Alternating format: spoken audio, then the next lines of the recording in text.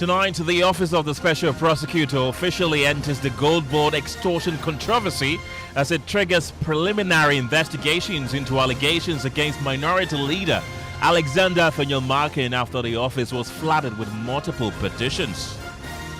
It goes to the core of our democracy. It goes to the core of our constitution. And any attempt not to investigate such an allegation was mark of we destroying our democracy. We are calling for an investigation. Top story is brought to you by Telecel, connecting energies, holy insecticide spray and coil. Enjoy a holy sleep shield pension trust into the future with you. So what does it mean for a sitting minority leader to be under OSP preliminary investigation? When returned from the break, we speak to a petitioner, both the minority and majority in Parliament, anti-corruption campaigners, and a parliamentary affairs expert. Don't go anywhere.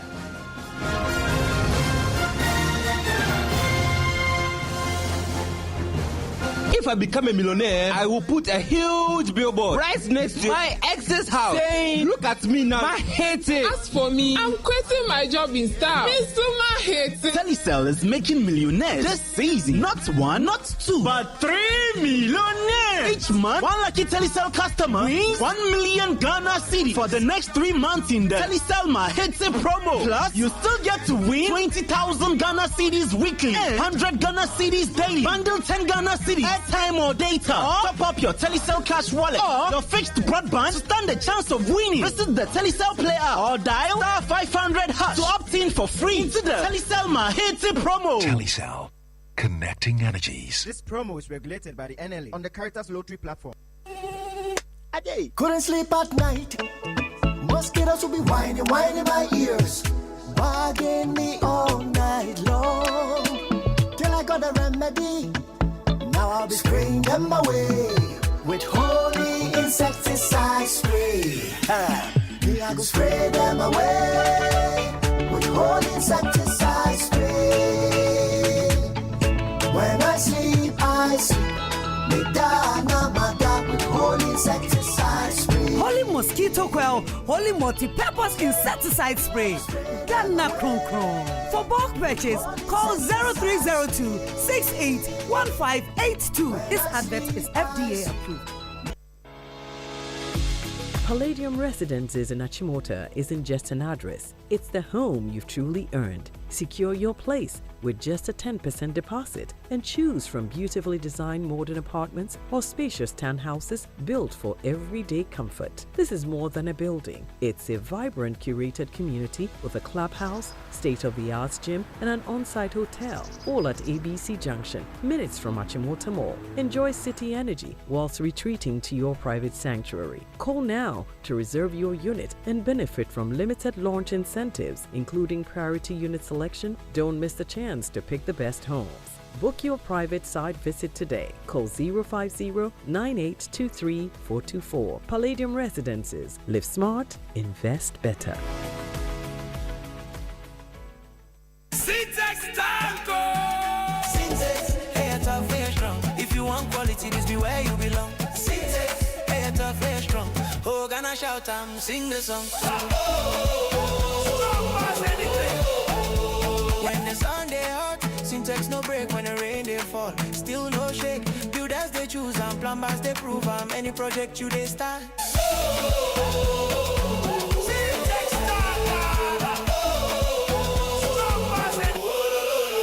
Good evening. This is Top Story. My name is Kenneth. Gyasi. From a war of words to the dockets of the Special Prosecutor, what began as an allegation by GoldBod CEO Sami Gyasi has now triggered official action, with the OSP opening preliminary investigations into allegations against minority leader Afenyo Markin. This comes after the office confirmed it had received multiple petitions demanding a full-scale probe into the allegations. In a statement issued a while ago, the OSP said it had taken notice of the public allegations of extortion leveled against the Futu MP by the CEO of GoldBod, Sami Gyasi. The controversy began last week when Sami Gyasi alleged that the minority leader attempted to extort money from officials of GoldBod. Listen. Afenyo Markin's continuing antics must therefore be seen for what they are: a desperate smear campaign by persons who have specialized in sophistry and political blackmail in pursuit of selfish ends. These are devious extortionists who will come at you with lies to tarnish your reputation in the hope that you will fold and settle for what they call, quote, compulsory arbitration and oil their palms. Well, this time around, they found their own target. Sami Jamfi is the CEO of GoldBod, but both the minority and its leader have separately rejected the accusation, with Alexander Afenyo Markin threatening a legal redress on the matter. Listen to his response on the probe on Joy News just last night. I have made certain I've seen your statement. I'm saying I've made certain statements. I would rely on them without more. Don't rush. You see, in the Bible, Jesus was accused, wild allegations. He kept quiet and watched them. He could have done anything, but you see, when you are dealing with situations, the people of Ghana expect a certain level of maturity from me. The people of Ghana see that this is an accomplished businessman. He's been in the space for some time. He's leading a group. The tradition of the party MPP that I lead expects a certain level of conduct. So if I would be carried away with emotions, I will fail. It's not an emotional game. It's not a game that somebody attacks you, you should also react. No, you won't get it. There's always a bait in politics. But you see this as a bait? I'm saying that there is always a bait. No, I'm asking you a specific question. I'm saying that there's always a bait in politics. And don't underestimate. Opponents also have a strategy. I was a majority leader. I know how government operates. I know how government can divert attention. So I've been there. Because the government must hold itself together. So it can be throw this in. Today, social media, let's divert attention. Let's stain the man. But look, Carlos. Is that what is happening? Carlos, in opposition, like I said, was Atufose not in court? Was it not worse than my situation?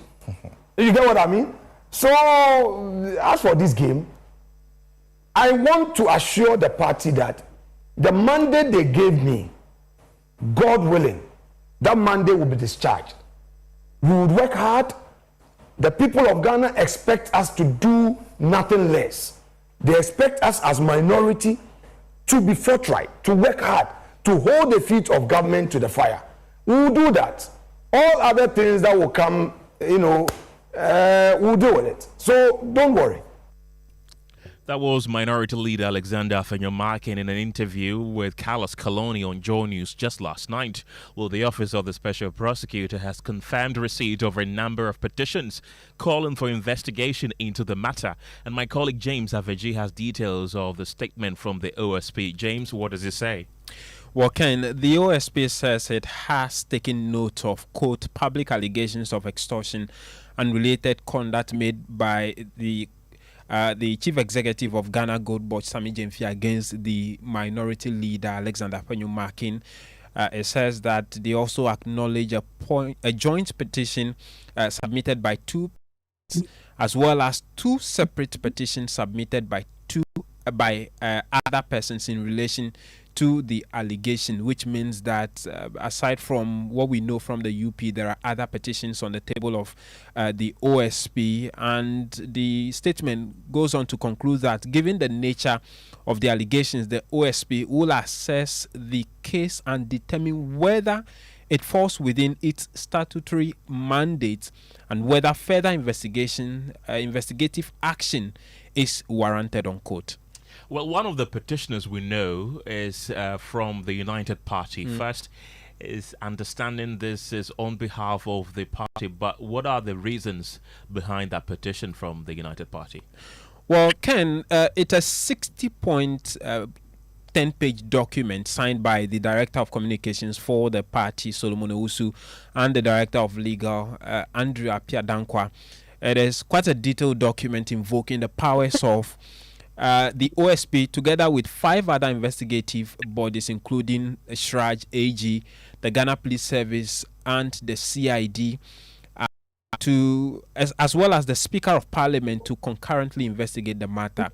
Now, their argument is based on two reasoning: that one, the allegations are too serious to be dismissed as political rhetoric, as they could point to the use of political or parliamentary influence to extract private beneficial benefit from the persons involved, and that whether the allegations are true or false, the public interest requires a prompt, impartial, and evidence-led investigation to establish what exactly the truth is in the matter. So what do they want the investigation to establish? In summary, the United Party want the investigation to establish, among other things, that one, the truth of the allegations first by taking statements and evidence from Sammy Gyamfi, who made this allegation, and one Eric J as well, including the minority leader Afenyo Markin and any other alleged intermediaries in this matter.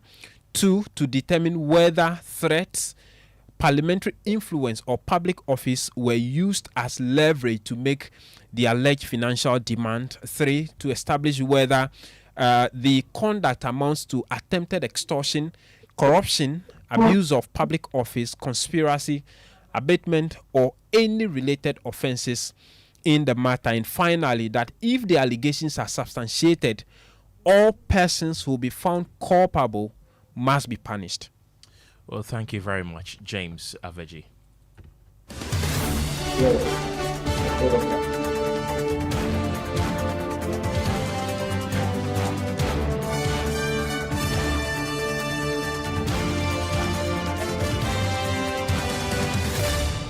Let's go on to the telephone lines right now and speak to our guest this evening. We have Mustafa Gbande.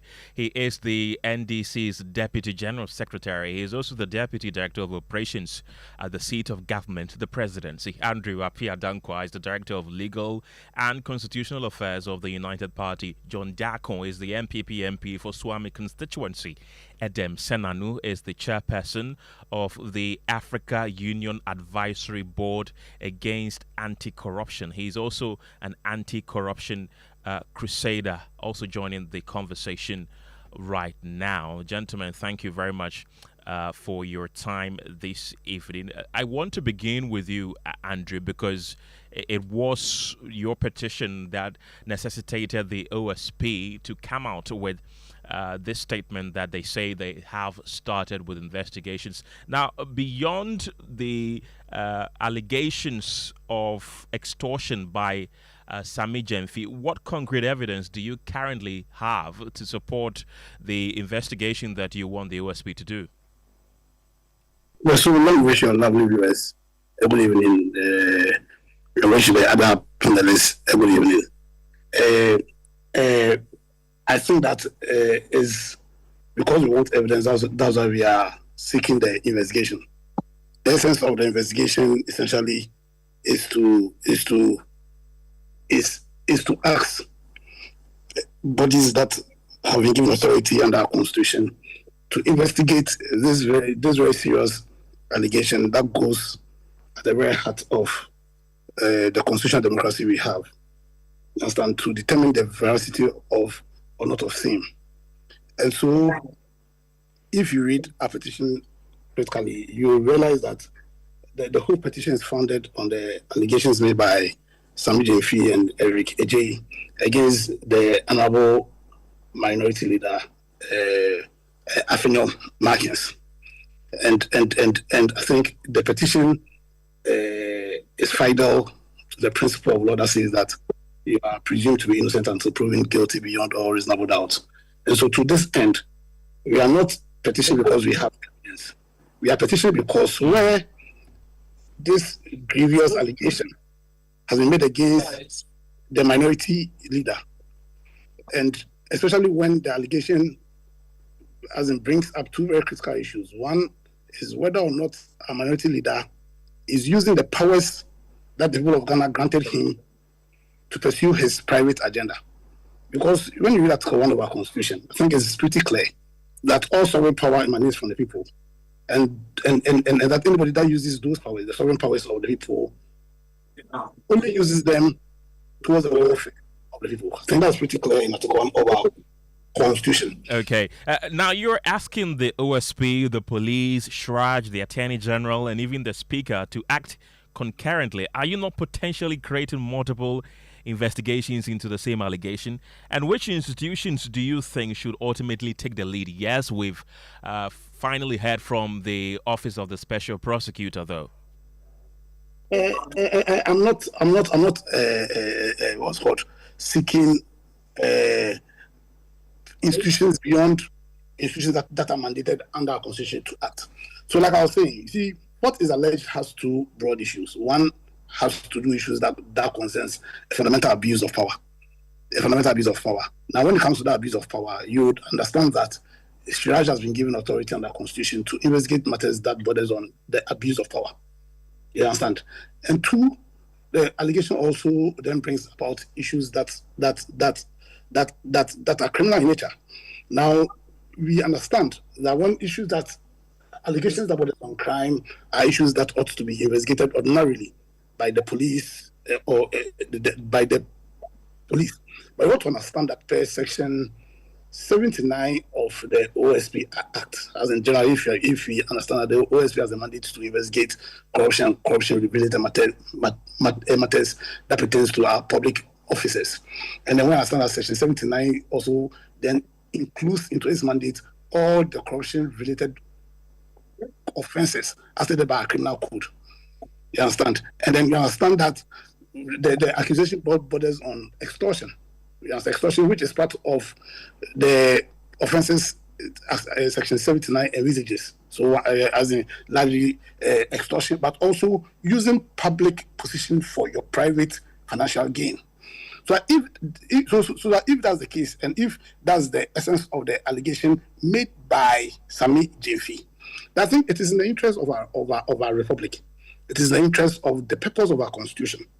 It is in the interest of the principle of probity and accountability, and ultimately in the interest of the terms of Article 1 of our constitution that criminal investigations are done. As in, if I'm not going to tell the AG or the OSP as to who to act. But right.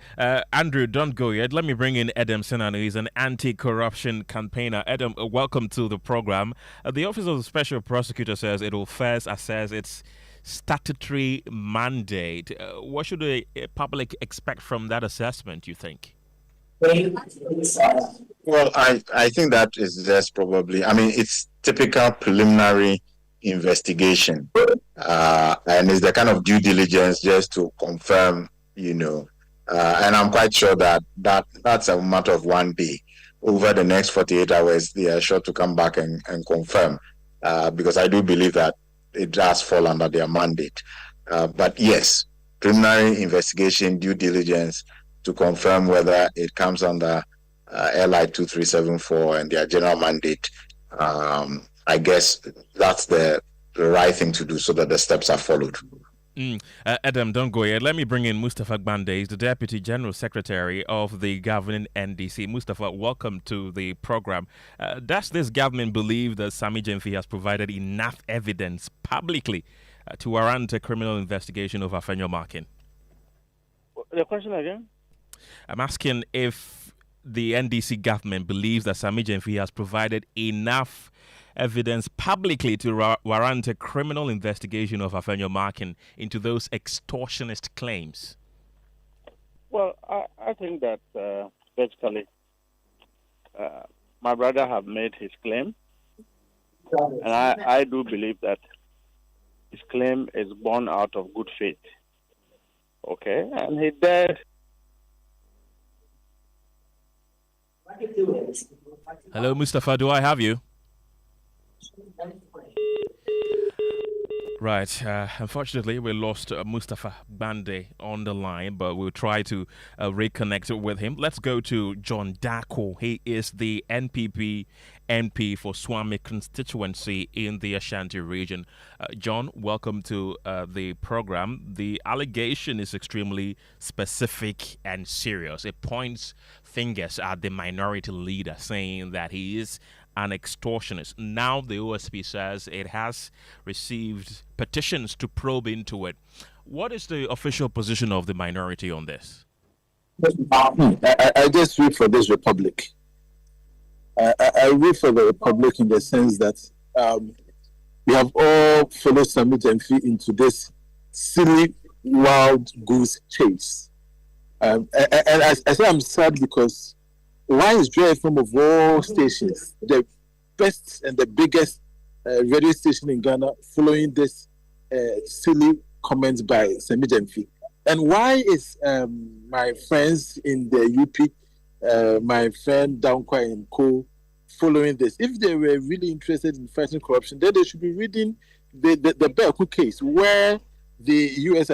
Justice Department saying that some Ghanaian officials were involved in bribery and corruption. Somebody has been jailed for over 8 years or so because he gave bribes to Ghanaian officials. Bribe, we have the receiver and the taker. The one who gave has been jailed. How about the one who received? The OSP, according to the Justice Department, helped them to get to this far. So why is the OSP not bringing action against these Ghanaian officials?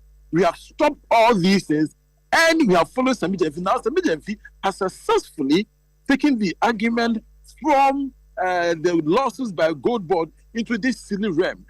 The Sami Gyamfi has now taken the argument from the losses of the GoldBod. He's taking the argument from the destruction being caused by illegal mining operators where he buys the gold. You know that the Minerals Commission says about 80% of the small-scale mining companies engage in galamsey. Sami Gyamfi buys all the gold he claims is making all the wonders in this country from these illegal mining operators. He's the one who is sponsoring illegal mining operation in this country. When your waters are poisoned, it is because of Sami Gyamfi sponsoring of these illegal mining companies. When you are eating cyanide-infused food, it's because Sami Gyamfi is the one sponsoring all these illegal mining companies. These are the arguments and these are the things you must be talking about. And so I feel sad, I feel very, very sad that this republic is wasting this precious time. Instead of discussing 22 billion Ghana cedis lost, we are now discussing whether Afenyo Markin extorted money from me. He said this, and I'm sad. John, we are all following. John, we have discussed that comprehensively. Yes, you have a point. We have discussed that 22 billion Ghana cedi loss comprehensively. But what I want to ask you this evening, and the question we're asking this evening is, what is the minority's position on this investigation that the OSP says it is looking into? The minority led by its leadership will take action against Sami Gyamfi himself, not this so-called investigation. This is much ado about nothing. You take action against Sami Gyamfi? The leader, no, we will take action against this guy for all the lies, because look, nothing like that has happened. The leader has denied, and I know that it has never happened. This is not the kind of leader we have. We have a genuine hearted leader. We have somebody who is blameless. We have somebody who is willing to fight for this country. He has never, ever taken anything from anybody. He has never extorted Sami Gyamfi. Sami Gyamfi sat there, lied, nobody challenged him, and he threw this out there expecting that all of you will follow. Like, I'm telling you, we don't want to continue to engage in Sami Gyamfi's silly antics. We are going to bring action against him, and we'll bring action against him for defamation. But as for this investigation, I don't think that it's going to go anywhere. It's much ado about nothing. And I'm sad that my brothers, especially Andrew, will come to this level following this. If you're ready and we want to fight corruption, talk about the case involving Beko, where Ghanaian officials, ministers and parliamentarians were said to have been bribed by millions of dollars. John, you say that the minority is going to take action against Sami Gyamfi. What type of action? Is it a legal action? Hello, John, do I have you? The minority leader initially took the position that, look, we are not even going to listen to you because we are laser focused, on exposing Sami Gyamfi, not just Sami Gyamfi, the GoldBod, Bank of Ghana, and the government for the wastage they are spewing out, the kind of money they are spending, the kind of losses the Ghanaian taxpayer is supposed to pay. We are laser focused on exposing that. We are not really interested in fighting this in the court of public opinion. The minority leader and the leadership of the party will take steps and fight this in the court of law. I'm asking that question because Afenyo Markin, your leader, initially said he would pursue legal action against Sammy Gyamfi, but when asked about it on Joy News just yesterday, he did not commit to taking the matter to court. So the official position is that the minority is going to take it to court, correct? Yes, I'm saying that, yes. Initially, he felt that this is just a red herring, and indeed it's red herring. We didn't want to discuss it. In fact, when I was called to speak on this, I didn't even want to discuss it. But once I realized the kind of people who are going to now speak about it, I said, let me also come in. Because why are we talking about this? This is just a red herring thrown out by Sammy Gyamfi, and I'm sad that all of us are following. And that is why I said I'm very sad for this republic, that Sammy Gyamfi can throw us off the scent. There is something there for GoldBod to answer, 22 billion Ghana cedis. We really need to answer that.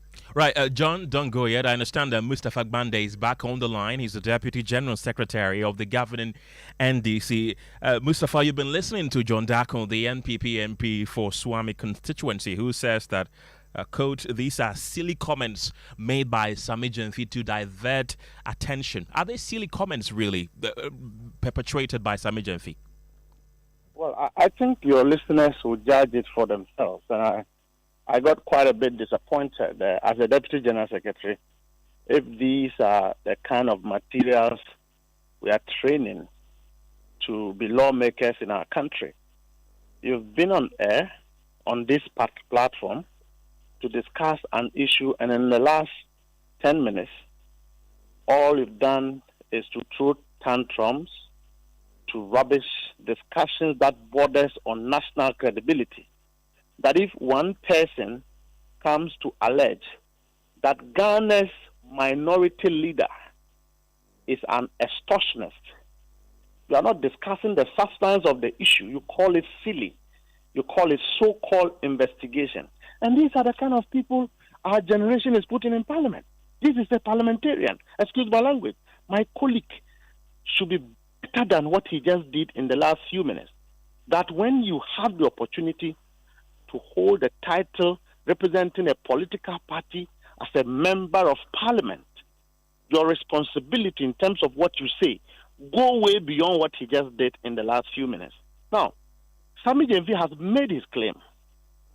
It is for our minority leader to decide whether or not he feels defamed by that action. In fact, we all think that what Sammy Gyamfi have said is true. If the minority leader thinks that he is well defamed, it is within his right to sue. It is not for him to use the court, the media, as a court and be giving himself Jesus Christ's accolades and all of that. It is so serious an allegation, particularly in the era where we are trying to fight corruption, sanitize our country's political landscape, and one person makes an accusation that Ghana's minority leader is in the business of threatening appointees, going behind to negotiate and to extort from them. And you think this is silly? A parliamentarian? You think this is silly? We are standing solidly behind Sammy Gyamfi for these matters to be dealt with, one, legally, two, we should discuss it, expand it, and look at the nitty-gritty that borders on public credibility as far as public officials are concerned. Right. Mustafa, you say that you believe what Sammy Gyamfi said, but he made those claims without providing any concrete evidence.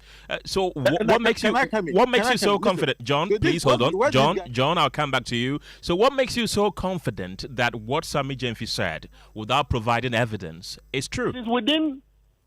Hello? I can hear you, sir. I'm saying that if I make a statement and my brother John Dako feels defamed by it, it is well within his right as a Ghanaian to head to court, to force me to come and provide evidence. That is the legal framework that, we use to address these things. And so to call it silly, and Sammy Gyamfi does not owe anybody that he dared minority leader. He says, I dare him that he should come and respond to it, that he is not an extortionist. Let the minority leader respond to those claims that he is not an extortionist so that the evidence will be put in the public domain. He is John Dako. Let him go and get his minority leader to come and respond to this and say that he is not and that there have never been an attempt to extort. Let the claims come out So I dare him, John Daku, go and get Afenyo Markin to come and say to the public that he's not an extortionist. Let the facts be put out so that you see if your entire minority can stand on their feet. We can't continue like this. We can't. You want to hold a government to ransom at the back of performance? How does this debate solve the national crisis that we have? How does this discussion bring about employment? If you have identified something, in the wisdom and knowledge of minority members of parliament, IMF report supersedes Auditor General report within our laws. First of all, it's intellectually flawed for anybody to want to say that. But I'm not saying we cannot discuss issues raised by IMF against an institution. We can discuss that. Parliament in itself has various organs that can be used to curtail or to ensure that the individual, the public official, will be held to account. Only for you to go to the street with this noise, and these are the kind of people representing minority. These are the kind of people who should hold government accountable. Mustafa Bande, don't go yet. I'll come back to you. The same with other guests. But in the meantime, though, it's time for News Night, and Gemma is standing by with the headlines. Gemma, what's coming up? Parliament finally begins proceedings after hours of delay on the floor following an emergency recall to consider the nominations of 3 Supreme Court judges, 2 ministerial nominees, and the Banks and Specialized Deposit-Taking Institutions Amendment Bill. We're live to Parliament shortly. Also, incumbent General Secretary of the Opposition NPP urges delegates to give him a massive endorsement in October as the party's national executive election heats up. And I come to you as a General Secretary who is well positioned. And I come to you as a General Secretary who is focused to ensure that we will build the party for victory in 2028. Details as the election committee assures of maintaining the integrity of the electoral process. School authorities at MIMS Senior High School suspend indefinitely security guard found with a student in his room at midnight as Ghana Education Service commences investigation into alleged sexual misconduct. Of the fact that we have gotten so far and submit to the regional directorate. So we are here to put the pieces together to be sent to the regional directorate. Yeah, we have suspended the security man from the school until further notice. We'll bring you details as angry youth manhandles the security guard.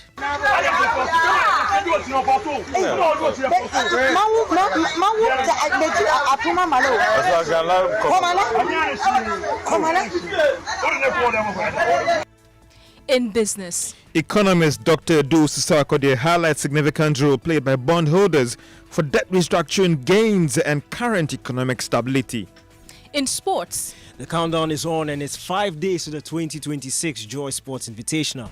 And later on your say. Well, we'll tell you all about how one of the world's richest countries is putting more money behind raising its next generation. Remember, you can be a part of the conversation and share your thoughts on all our stories on X with the hashtag Newsnight or by text or voice note via WhatsApp number 055-111-11997. Do keep them brief, straight to the point, and within 20 seconds.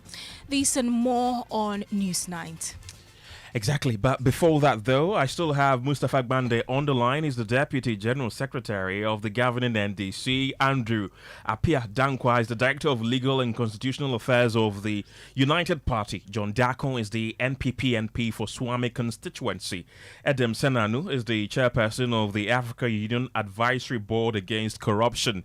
He's also an anti-corruption campaigner. Adam, I'll come to you at this particular point. With the person of interest being the minority leader at the center of these investigations, do you feel that due to his position, the investigation might go south or something could curtail investigators from doing the right thing?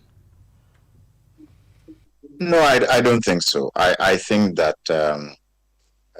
the various, OSP has shown an interest. I think that I believe I've seen something also about Yoko. You also have Parliament itself. The Speaker has been written to. I don't think that any of these groups should be any way constrained by the nature of the personalities involved. But I find the whole case very interesting because on one hand, I have gone through the 182 page of the IMF, and I don't find anywhere where it says that GoldBod made a loss. So I think that, in my view, the minority began to mislead us. On the other hand, I think that Mr. Jeffy should have reported. If he saw such a thing, he should have gone to law enforcement. You don't wait till something like this and it's a banter, and then you suddenly say someone is an extortionist. So at this point, I mean, as a neutralist, for me, both parties have something to answer. So it's a very interesting thing, and we'll see how it unfolds as we go. Edem Sonanu is an anti-corruption campaigner. Edem, glad you could join me this evening.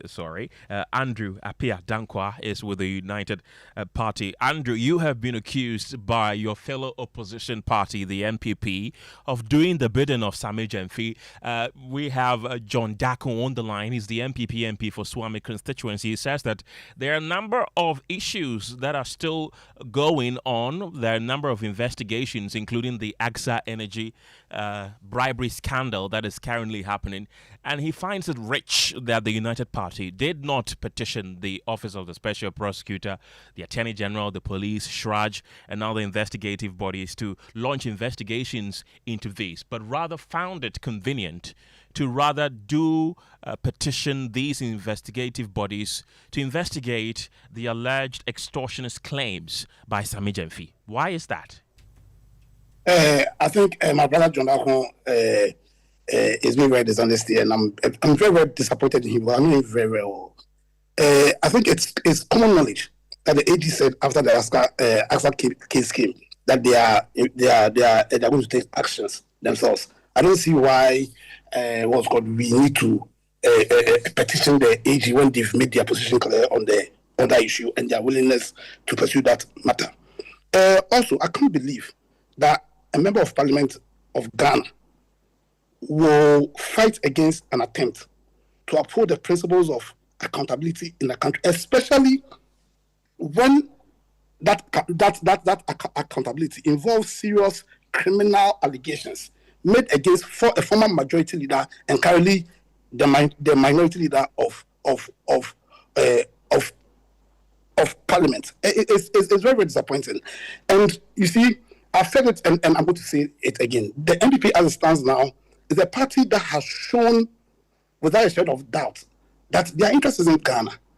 Their interest is their parochial interest, their party's interest, and their parochial interest. And when John Dako became an MP, I was thinking, because I know him very well, that John Dako was going to lead a charge to change the kind nature of the NPP to its original form. But I see that the familiar spirit that has imbued the party has finished him. I can't believe that he's saying this. And for me, it's making me wonder whether he's fit to be an MP in the first place. Because at all times, the interest of Ghana must supersede anybody's parochial interest, must supersede the interest of any party. Right now, we are saddled with unbridled corruption because of impunity. Because in spite of our constitution, that says that we are all equal before the law. That says that we uphold, this constitution upholds the principle of the rule of law. There seems to be a growing culture of impunity. There seems to be a growing political culture that's parochial. And I see that culture a lot in the NPP. I mean, were you not shocked when after Professor Afenyo made his report? A report that impugned a lot of criminal, alleged a lot of criminal acts by members of the NPP largely. He was the one called before the OSP. You see, right now, I'm calling on John Dako, I'm also calling on all Ghanaians, that when we are as a nation, the extent to which our culture is sinking, we need to renew our commitment to the right political culture. We need to renew our commitment to a right constitutional culture. We need to uphold and show our fidelity to the principles espoused in our constitution. And I think we'll be doing that with investigating this allegation, because we can't have a system where people think that our minority leader is using the powers that the people gave him to be engaging in extortion. We recognize that he's presumed innocent.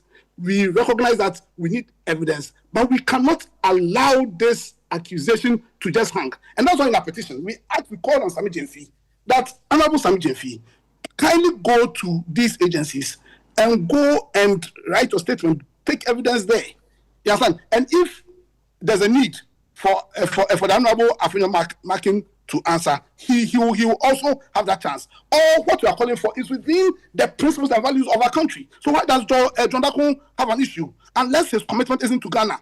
Right, Andrew Appiah Dankwa, thank you very much. He's the Director of Legal and Constitutional Affairs of the Opposition United Party.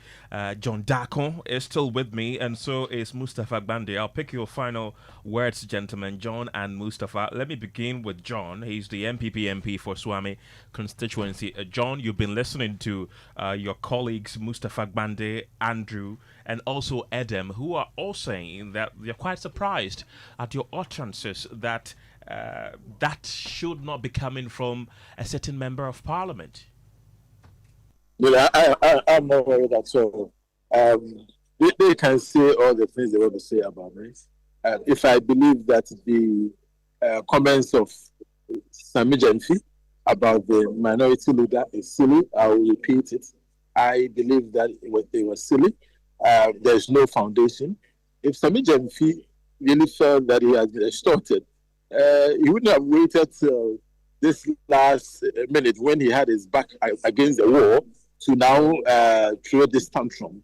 If Sami Jenfi really believed that he had one way or the other been extorted, he should have gone to the police. Why is he now talking on radio? Why is he not the one at the police station? But I've made this point that the reason why that the initial stage the marriage we didn't want to bother ourselves was because of exactly this, that we were going to take the attention from the losses through this kind of discussion. We are going to take the attention from the distraction that is being sponsored by the GoldBod and to be discussing this. And that is the reason why at the initial stage we didn't even want to talk about this. But it's not because anybody believes in the guilt of the minority leader. I told you that minority leader we believe is integrity, is intact, is 100%. Look, we as minority will take steps, and I know the minority leader will take steps to clear his name. But you see, that's exactly the case of the NDC. What did my friend Mustafa Gbande say? He said, yes, Sami Jenfi has said it. So you should now come and defend himself. So you know the position they've taken. So you throw the allegations out there. You know their lies. Then you'll be forced to now go to court to go and prove your innocence. That is not how democracy works. We should be honest with ourselves. Sami Jenfi is making these, and I will repeat again, he's making these claims because now he has his back against the wall. He knows that he is the one sponsoring illegal mining in this country. He knows that he is costing us billions and billions and billions of cedis in this country, and he cannot account for the losses. It is the reason why he has engaged in this diversionary tactics, this communist inferior tactics, and I am sad that we are all following suit. We have to begin to read in between the lines to know when somebody is telling the truth and when somebody is telling the lie. John, thank you very much. John Dakon is the NPP MP for Swami constituency. Mustafa Gbande is still on the line with me. He's the Deputy General Secretary of the governing NDC. Mustafa, John has actually doubled down on his claims that those are silly comments and that it is an orchestrated perpetuation of this government to divert attention from the huge losses that have been incurred by the Bank of Ghana. In your departing words, what do you have to say? I guess your listeners will come to one conclusion that the matters involved go way beyond the pedestrian logic of connection boys and girls being put in our parliament.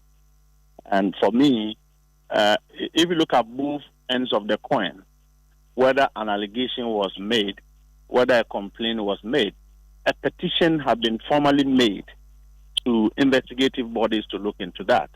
And I can tell you that the minority leader will be the one crying in the end. These individuals, quite apart from extortion, it's not clean. From where I sit, I have never experienced an individual as corrupt as Afenyo Markin. I know that. And so we should try to weed around our political landscape. We should not reduce politics to self-centeredness, individual agenda, people benefiting at the expense of the nation. The government, the president, our party is more interested in critics and criticisms that will raise things that have not come to light of government for discussion. And that it helps deepen democracy. it helps enhance accountability. When the people who are constitutionally given this responsibility confine themselves to agenda boys and girls, then our democracy is endangered. Right, Mustafa Gbande, thank you very much for your time this evening. He's the Deputy General Secretary of the governing NDC. Gemma, let's go to Parliament. After hours of delay, Parliament has finally begun proceedings on the floor following an emergency recall to consider the nominations of 3 Supreme Court judges, 2 ministerial nominees, and the Banks and Specialized Deposit-Taking Institutions Amendment Bill. Let's cross over live to our parliamentary correspondent, Kweku Asante, for the latest. Kweku, bring us up to speed with the happenings on the floor.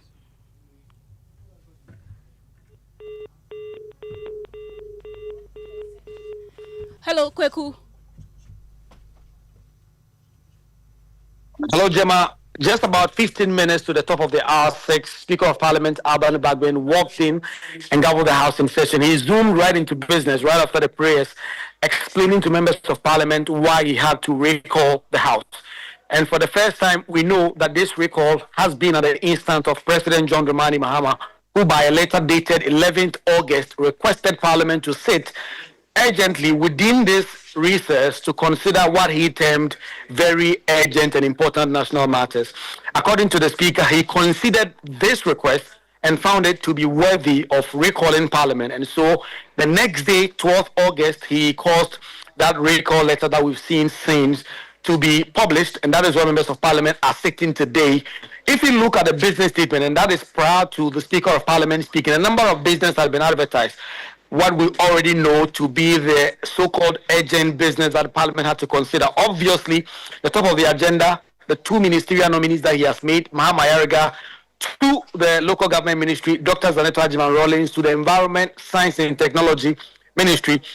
The President has also nominated 3 persons to be Supreme Court justices. The Judicial Council and the Council of State have all advised the President as to the suitability of these persons. Justice Sophia Benasco Asante, Justice Sophia Rosetta Benasco, I beg your pardon, Justice Edward Asante Amwako, and also Attorney Anand Forsen. Tony Forsen, I should say, is the former president of the Ghana Bar Association. Edward Amwako Asante is a Court of Appeal judge, but also served quite a long career on the ECOWAS Court, as well as Justice Rosetta Sophia Issa Benasco. Benasco's nomination is obviously very interesting because President Akufo-Addo, for those who paid attention, nominated her to be a Supreme Court justice. In fact, she was vetted by the appointment committee. They recommended her approval by a majority decision. But the minority then, who are now in the majority, the NDC, blocked that approval because they will not let that motion be taken on the floor, because they said the president needed to wait for the election so that a new president will come and appoint new judges to the court. And so the president has nominated her again. And then, according to the president's letter, there's also the very important matter of the banks and specialized deposit-taking institutions. That law that currently regulates banks and microfinances and all of those, government is proposing an amendment, and the government thought it was very important for Parliament to reconsider that bill within this vacation. The Speaker says he is not going to allow any other business except this business. But if you look at the business statement, a business having to do with the anti-LGBTQ bill has been listed for reconsideration. We know that the Speaker of Parliament has been very particular about that, and it's been one of his sticking positions with the majority leader or outgoing majority leader, Mahama Yarega. They had profound disagreement on the Speaker's insistence that Parliament had to recall that. So that is the sense of what we get in terms of the urgent nature for which reason Parliament has been recalled. We also know that this means, and the Speaker's dicta, that he will not allow any business not listed in that President's letter will not be considered, means that the minority's motion that we understand was filed to probe the gold purchase program is not also going to happen. And we hear the minority deputy shortly, who is on the floor also speaking. We also know from the President's letter, and the President in his letter said he had consulted with the NDC and they are designating James Agalga as the acting majority leader. And the Speaker has explained that the acting does not mean that there is no firm decision on James Agalga being a majority leader. It simply means that under the standing orders, it is not the President that designates someone as a majority leader. It is the majority party, obviously in concert with their political party, the NDC, would have to do so, and that is why the terminology acting will be. So we expect that perhaps this very evening, James Agaga will go and take that black seat. So let's take you to the floor. The minority leader is making his remarks on this agent business. He's already spoken about the losses they continue to attribute to GoldBod's operation. But perhaps we'll also hear him about whether or not they consider that these matters are urgent. Let's get to the floor and listen to Alexander Afenyo Markin. Right, Kweku, we'll go to the floor of Parliament pretty shortly, but let me make some clarification here. The Deputy General Secretary of the governing NDC, Mustafa Bande, did say that he hasn't met somebody as corrupt as Afenyo Markin ever in his life. I must say that as an institution, Joy News and the multimedia group, we disassociate ourselves from what he has said because the minority leader has always maintained his innocence. But as my colleague Kweku Asante rightly mentioned, let's take you to the House of Legislature where the minority leader Alexander Afenyo Markin is currently speaking. Anticipated the shock that met Ghanaians this month, that the government that they elected to reset the governance of this country has, under the watch of GoldBod and Bank of Ghana, lost $1.7 billion US. At today's exchange rate,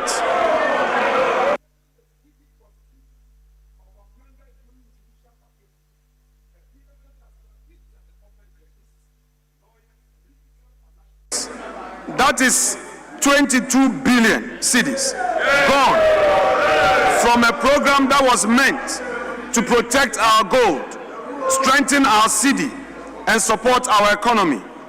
Speaker, according to IMF report dated 17 December 2025 at page 3, paragraph 56, quote, losses from the domestic gold purchase program and GoldBod's activities should not be borne by the central bank and transparently brought on budgets.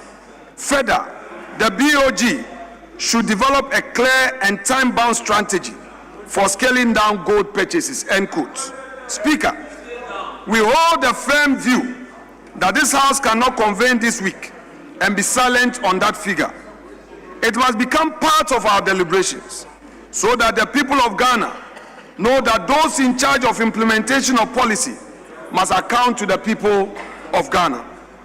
In keeping with that conviction and in line with the relevant provisions of our standing orders, on the 20th of August 2026, we, the minority, filed through the proper process a motion demanding the establishment of an ad hoc committee under Order 2621A to investigate the loss in full. We ask that this House refer that matter to a committee empowered to summon documents, summon witnesses, and give Ghanaians the disaggregation they are owed, not a summary, not a slogan. A full account of how much of that $1.7 billion was lost to foreign exchange movement, how much was lost in the prices at which gold was bought and sold, and what judgment, if any, guided the officials who made those decisions. Speaker and colleagues, this matters beyond the number itself. When the Bank of Ghana's own capital is eroded by losses of this size, it is a taxpayer who is called upon to recapitalize. Your cedi, my cedi, every Ghanaian cedi, called upon to rebuild an institution brought low by the decisions the public bears the cost of. Right, that there is the minority leader, Alexander Afenyo Markin, on the floor of Parliament. You're still listening to News Now here on Joy 99.7 FM. Remember, you can be a part of our show by sending us a WhatsApp on 055 11 11 997. You can also feel free to send us a voice note. Let it be as brief as 30 seconds. Incumbent General Secretary of the NPP, Justin Frimpong-Kodia, has urged party delegates to retain him in the October election, saying his re-election will help return the NPP to the Jubilee House in tonight. battle it out with 3 other contenders, including former Subing MP Eugene Boachienchi, Sylvester Tete, and Charles Dramina. Frimpong Kodia has tipped himself as the candidate with the qualities needed to lead, unite, and ultimately return the NPP to power. He addressed party supporters at the headquarters after filing his nomination. I've had an excellent relationship with the rank and file of our party, so it is not surprising that even those who hitherto were not supporting me are today with JFK. Because they know that JFK is a tolerant, accommodating person, is a very humble and respectful person. And that is what we need as a party. We are going to elections and we have just 2 years to the general elections. We have had the general secretary who has been part and parcel of the party's reorganization. Certainly, it will not make any sense to change the general secretary. We just have 2 years in order for us to ensure continuity and make sure that the reorganization that we have started, the rebuilding that we have started, will come to a fruitful conclusion.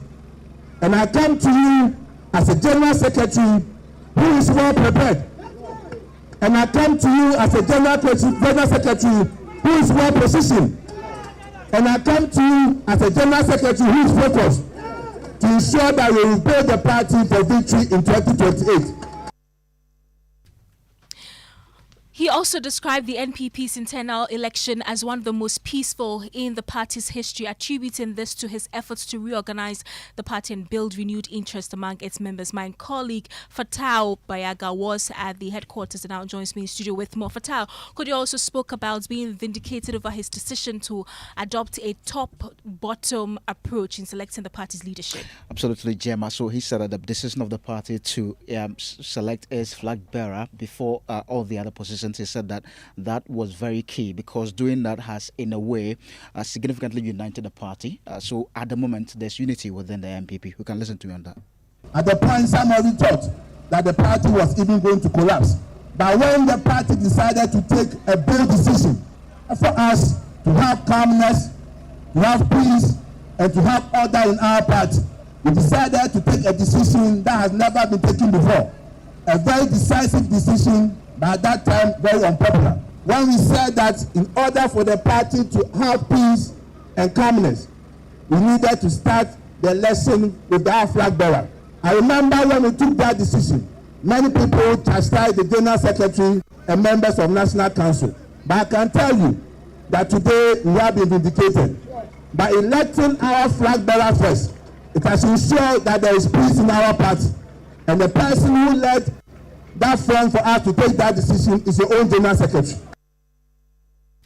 So you heard the General Secretary of the NPP, Justin Kodia Frimpong, who wants to retain his position as the General Secretary of the NPP. Ken, let's return to Parliament. Afenyo Markin has been addressing Parliament on the losses accompanying the domestic gold purchasing program, and he's making a justification for which reason he says Parliament should investigate GoldBod, the Bank of Ghana, and other institutions as well. Economists alone. That is a matter of urgent public importance for this House under Order 114 of our standing orders, and we, the minority, shall treat it as such. Speaker, we make this point in a context that makes the loss even harder to accept. As we speak, Ghanaians in mining communities across this country continue to suffer kidney failure, lung failure, and other grave conditions at alarming rates because of the extensive that illegal mining visited upon our water bodies and our air. Come nothing short of a widespread epidemic, one this government appears to have neither the clue nor the courage to confront. So while GoldBod cannot account for 1.7 billion, an equivalent of 22 billion Ghana cedis, Ghanaians in our mining communities are paying with their kidneys, their lungs, and in other cases, their lives. This House owes them an answer too. Speaker, in the face of the allegations of extortion leveled against me, I I have chosen to take high moral ground by submitting myself to the processes of the law. I have accordingly caused writs to be filed in suit number GT 1029/2026, entitled Osahin Alexander Afenyo Markin versus Samuel Edu Jemfi and Multimedia Group Limited at the Accra High Court, and suit number GR/AC/C5/02/2026, entitled Osahin Alexander Afenyo Markin versus Eric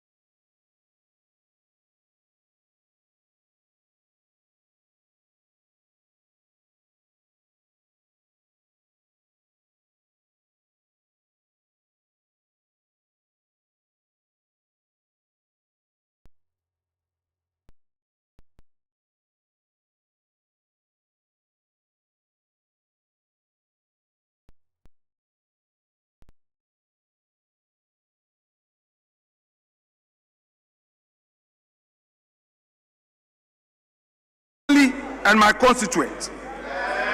Mr. Speaker, I work with clear conscience and with fidelity to the responsibilities entrusted to me. I say so without more. Mr. Speaker, let me now turn to the issue of power in our country. Speaker, our nation was left in darkness. As if that wasn't enough, we must also draw the House's attention to the general state of power supply in our country. We ask that it be made a pivotal part of our deliberation this week. In the space of 1 month, Ghana has twice been plunged into total darkness. Gridco called it both times, quote, power system, end quote. The first was on the 29th of July. The second struck barely 3 weeks later at the dawn of 20th of August, when a fault on the Akosombo water line tripped our generating units and left homes, hospitals, and businesses across this country without power for the better part of a day. Mr. Speaker, Ghanaians have received nothing beyond tear statements announcing the outage, and hours or days later, tear statements announcing its restoration. This was not the power sector Akufo-Addo and Bawumia government handed over in January 2025. In an age when a nation's electricity grid is rightly treated as core national security infrastructure, this House cannot allow such statement to substitute for real answers. We therefore give notice, in accordance with the rota provisions of Order 216-2D of our standing orders, of our intention to push that the Minister for Energy and Green Transition to appear before this House to account fully for the state of our power sector, and or that a probe be opened into causes of these outages. Speaker, we will not allow these matters to be swept under the carpet by press statements. Ghanaians deserve to know why the lights keep going out and what is being done to make sure that they do not go out again. Speaker, permit me to turn to the issue of weaponization of justice. While this government displays its inability in managing our treasury on the grid and elsewhere, there's one department in which it has shown troubling efficiency: the weaponization of our prosecutorial machinery against members of this caucus and, in general, former appointees of Akufo-Addo. We have watched that machinery deployed against our compatriots, including the Ashanti regional chairman of our party, Enchibwe Siakun, popularly known as Wuntumi. We have watched, most recently, a controversial warrant from the Chief Justice compelling the speedy prosecution of our members during judicial vacation, a period that has traditionally offered judges, lawyers, and litigants alike a season of rest. This matter, through the effort of one of our colleagues, Honorable Kojo Opon-Kroma of Ofuasi Ayebi, is now before the Supreme Court for the appropriate legal redress. Speaker, the minority would want to be plain. This is a government that, in its first month in office, filed nolle prosequa after nolle prosequa to discontinue criminal cases against its own members, sympathizers, cronies, and assigns, while lining up its opponent before the court. We are clear on our minds what that pattern means. It is not pursuit of justice. It is an attempt to terrorize this minority into submission, one investigative summons at a time. Now, our resolve, Mr. Speaker,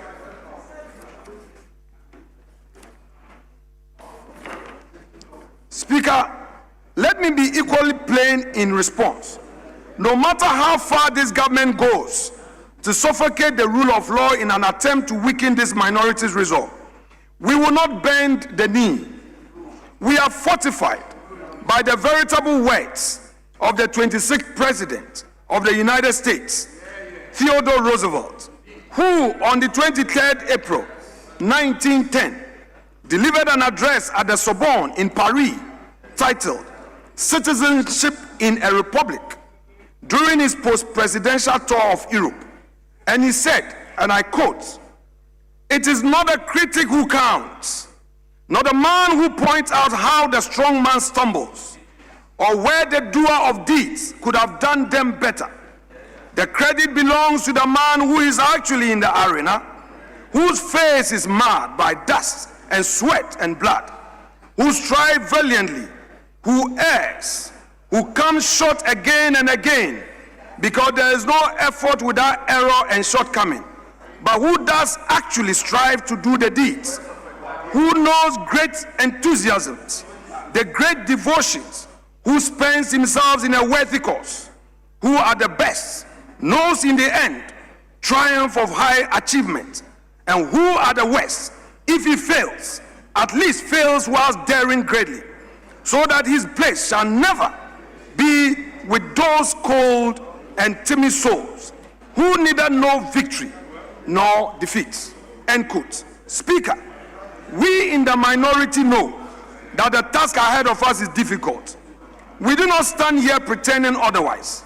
The road before us is long, it is steep, it is strewn with obstacles and deliberately laid in our path. But difficulty has never been a reason for surrender. It will not become one now. We will rather be counted among those who dare greatly and stumble in a worthy cause than among the cold and timid souls who never know victory nor defeat.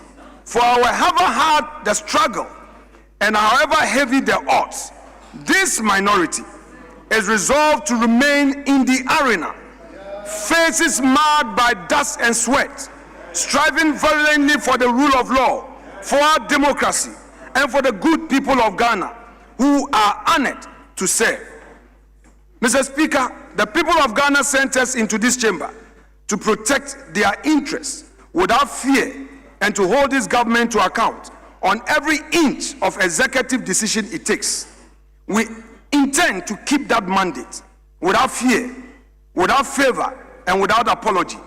We will not be weighed down by threats, by bogus prosecution, by intimidation, or by frivolous accusation, whether directed at any one of us in this chamber or at any member of our party.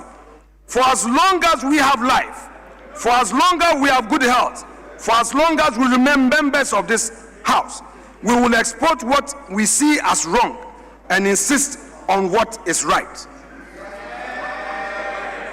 Mr. Speaker, on the cocoa sector, Let me commend the efforts for reforms by the GoldBod. However, the reforms being pursued, we, the minority, have identified some gaps. A law was passed.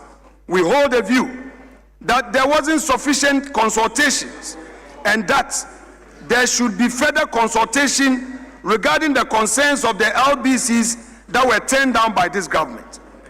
Haulage or transport owners were not also properly consulted.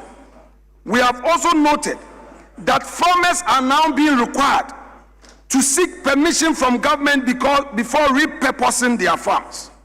Farmers cannot even undertake routine, genuine actions without recourse to government. Mr. Speaker, farmers cannot sell their cocoa unless they are registered. This has never happened in the history of our country.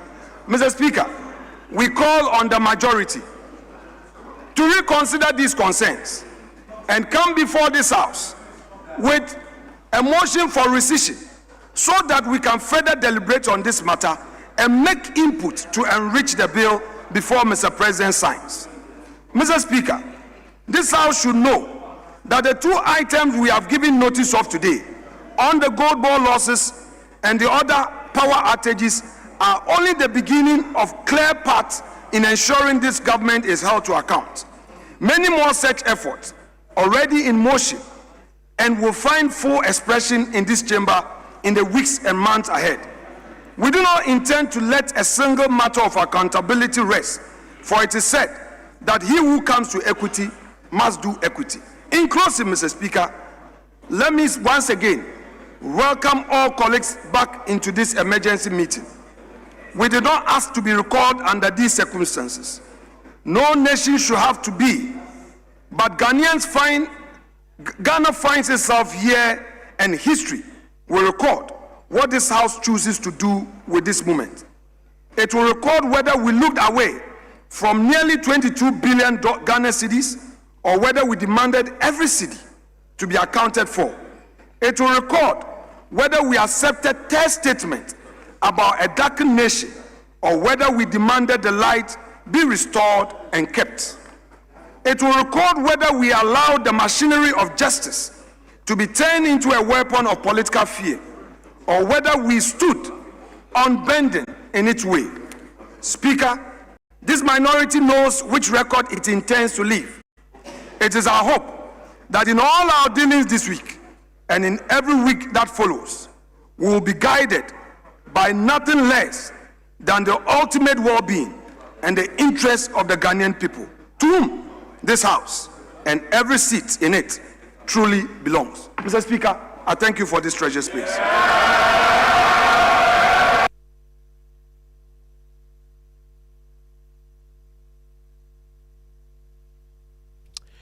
Right, so that there is the minority leader, Alexander Afenyo Markin there, who has made a long speech on the floor of Parliament, including the reported losses of 22 billion Ghana cedis by the Bank of Ghana. The House is still in session. The Speaker has taken his seat. Pretty shortly we'll also be hearing from the majority side. This probably will be, Gemma, the first time that we'll be hearing from the new majority leader speak on the floor since that position was conferred Honorable members on him. So as I mentioned earlier, let's take you back to Parliament. The Speaker is on the floor. Let us now listen to the majority leader.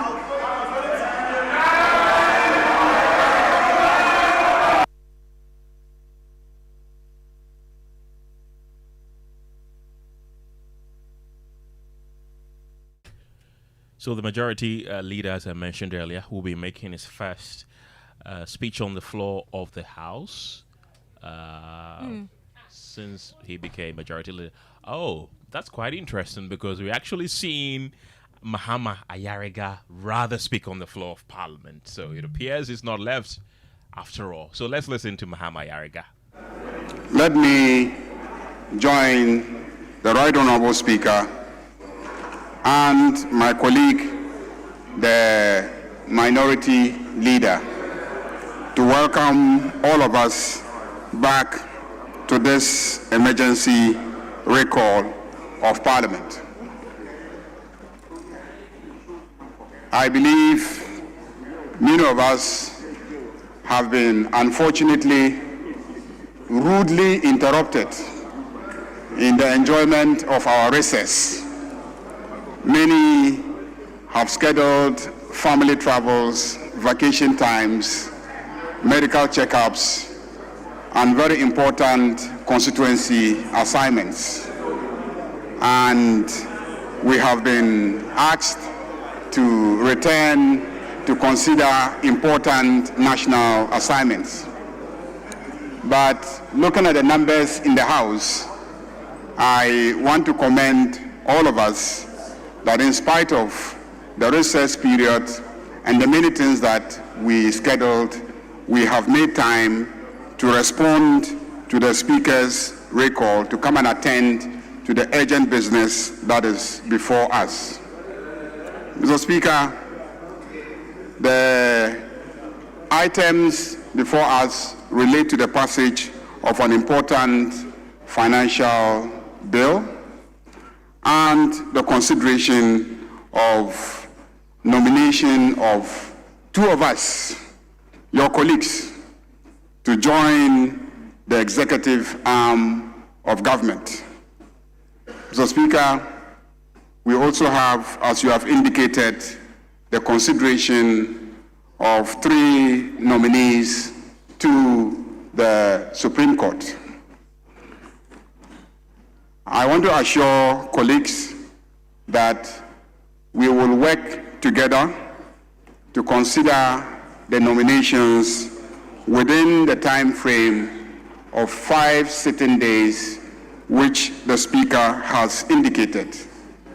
To meet this deadline, we will be required to suspend a number of standing orders which place some obligations on us in conducting our jobs at the Appointments Committee and as the House in the consideration of bills. I therefore urge colleagues to support motions that will be moving to request for abridgment of time, to suspend some requirements of public notices so that we can accomplish the task within the 5 days recall that the Speaker has made.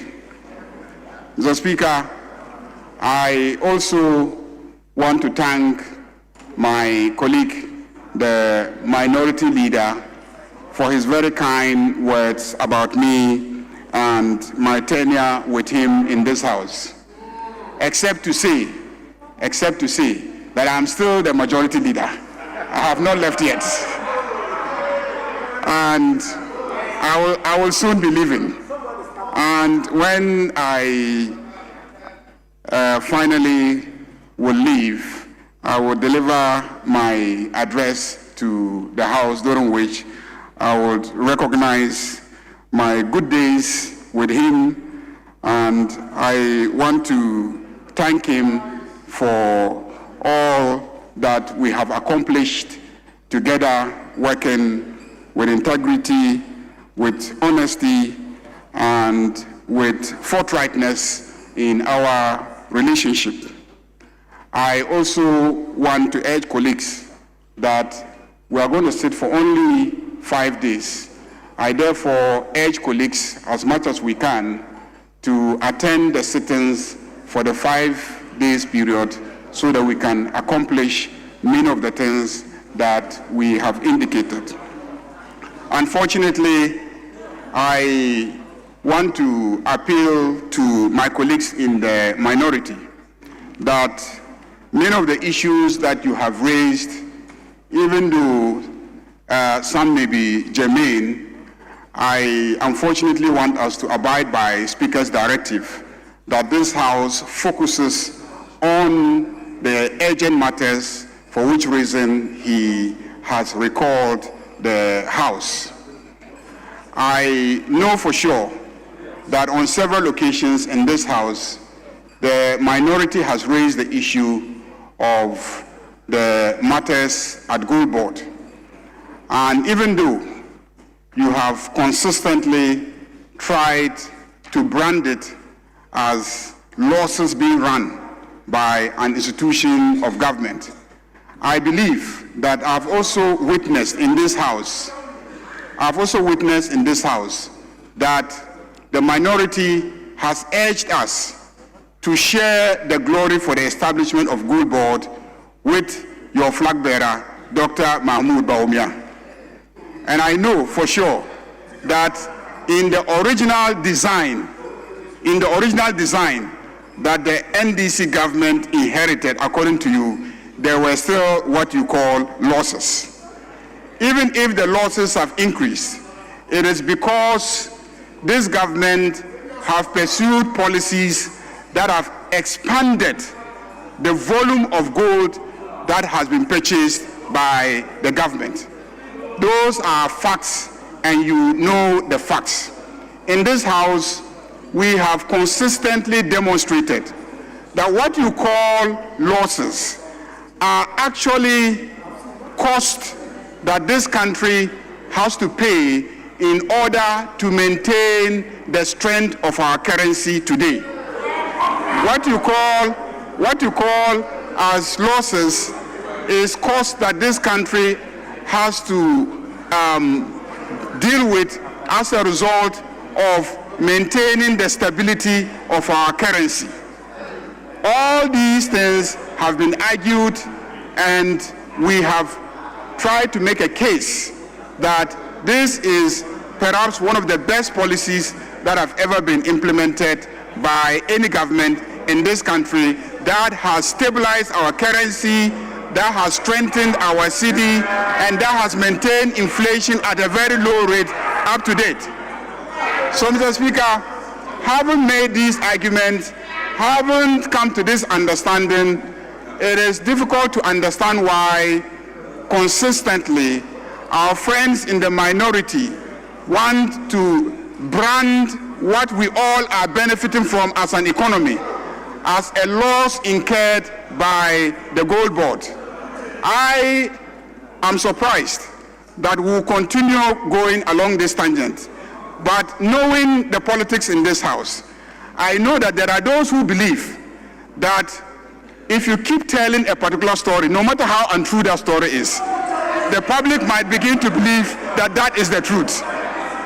And so I can understand why every single day my friends in the minority will try to pump into the brains of Ghanaians the wrong narrative that GoldBod is running losses.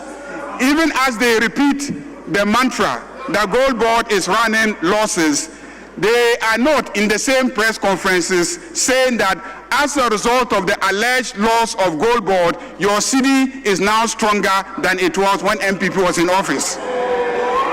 We are not also telling Ghanaians that as a result of the so-called losses of GoldBod, your inflation is stable.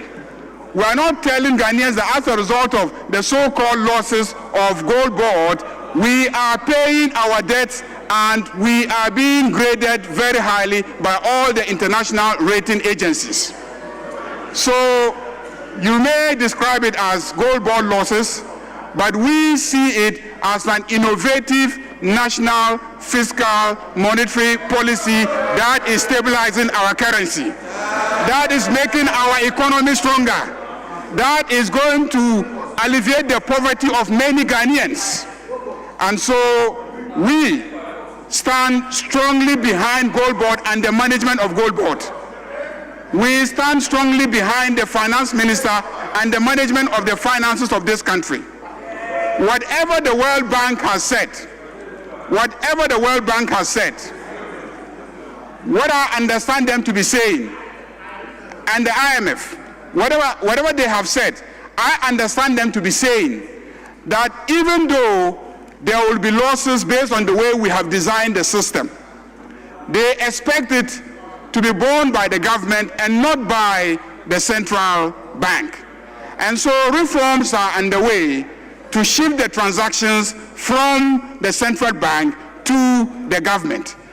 And so I believe that ultimately your major concerns will be addressed.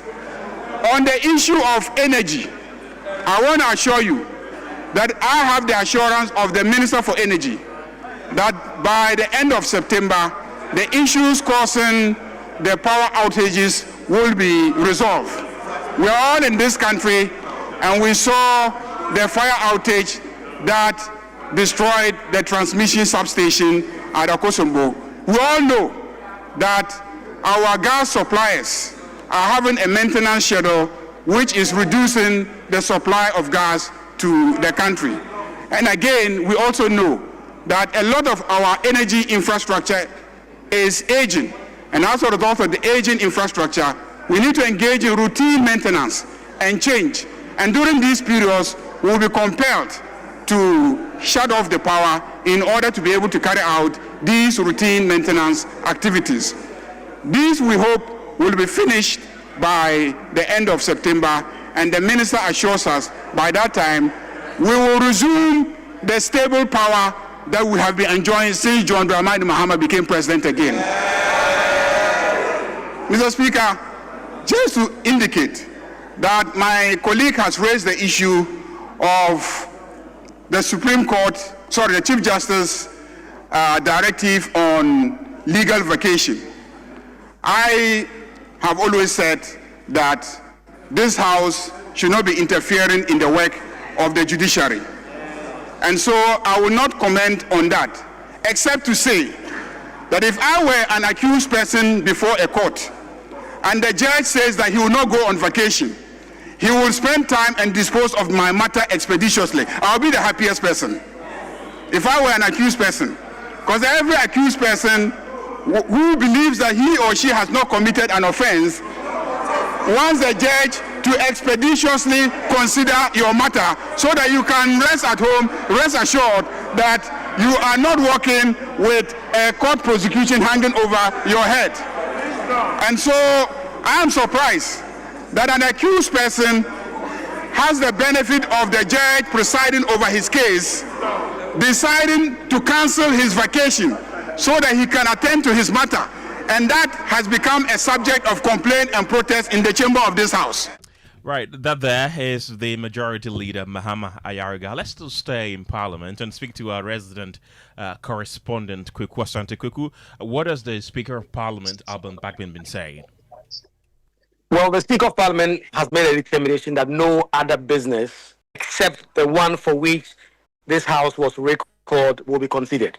And so that will mean that the minority's motion on the domestic gold purchasing program will not come up for debate or any decision now. He has said, although, that he intends to actually admit the motion for a debate to ensue on the floor so that Ghanaians can make up their minds. He says Parliament will not cover up anything, but he intends to admit the motion. We should state that a similar motion in the past had been debated upon, and the vote had ensued. But the Speaker of Parliament says, in the interest of transparency, he intends to admit this motion once again for the House to debate it and consequently take a decision as to whether or not a committee will be set up or not. Kweku Asante reports to us from Parliament. Thank you very much, Kweku. That's it for a Newsnight, though. Unfortunately, for the sake of time, we are unable to bring you a number of stories, including your say. Thank you very much for being a part of the show this evening. My name is Kenneth. Gyasi. My name is Gemma Appiah. And don't forget to do the two this evening. Brush your teeth day and